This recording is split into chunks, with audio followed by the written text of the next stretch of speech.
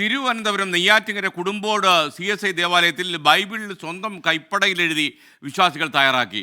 എഴുതി തയ്യാറാക്കിയ വേദപുസ്തകം ഈസ്റ്റർ ദിനത്തിൽ പ്രകാശനം ചെയ്യും. വിശ്വാസത്തിന്റെ കൂടി ഭാഗമായാണ് വേദപുസ്തകം എഴുത്ത്.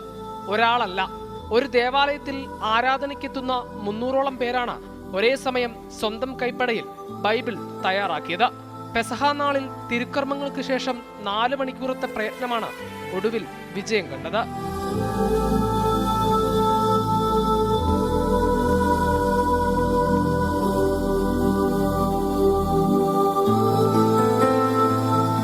പഴയ നിയമവും പുതിയ നിയമവും ഉൾപ്പെടെ 1000-ലധികം അധ്യായങ്ങൾ എഴുതി.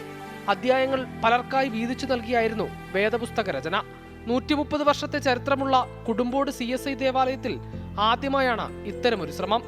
കുടുംബോട് ഇടവക ജനങ്ങൾ ഒരുമിച്ച് ഏകദേശം 300 പേർ കയ്യെഴുത്തു പ്രതിയായി എഴുതുവാൻ ദൈവം ഇടയാക്കിയതിനായി ദൈവത്തിന് സ്തുതിസ്തോത്രങ്ങൾ അർപ്പിച്ചുകൊള്ളുന്നു. ഇടവകയംഗമായ ശോഭ ടീച്ചറിന്റെ തലയിലുദിച്ച ആശയമാണ് ഈ വേദപുസ്തകം എഴുത്തിന് പിന്നിൽ. ഒരു മാജിക് പോലെയാണ് തിരുവചനം തോന്നിയിട്ടുള്ളത്. അപ്പോൾ അത് നമ്മളിങ്ങനെ പറയുന്നതിനേക്കാളും ഒന്ന് എഴുതുക എന്ന് പറയുമ്പോൾ കൂടുതൽ ഫലവത്തായിരിക്കും എന്നാണ് എൻ്റെ ഒരു വിശ്വാസം. തീർച്ചയായും അതൊരു അനുഭവം കൂടിയാണ്. അപ്പോൾ അത്തരത്തിൽ എല്ലാ ജനങ്ങളെയും ഉൾപ്പെടുത്തിക്കൊണ്ട് ഒരു വേദപുസ്തകം തയ്യാറാക്കാൻ പറ്റിയാൽ വളരെ നല്ലതായിരിക്കും എന്ന് ഒരു ആഗ്രഹം ഉണ്ടായി. ഈസ്റ്റർ ദിനത്തിൽ പള്ളിയിൽ നടക്കുന്ന ചടങ്ങിൽ കയ്യെഴുത്ത് പ്രതി പ്രകാശനം ചെയ്യാനാണ് പള്ളി കമ്മിറ്റിയുടെ തീരുമാനം. 24 തിരുവനന്തപുരം.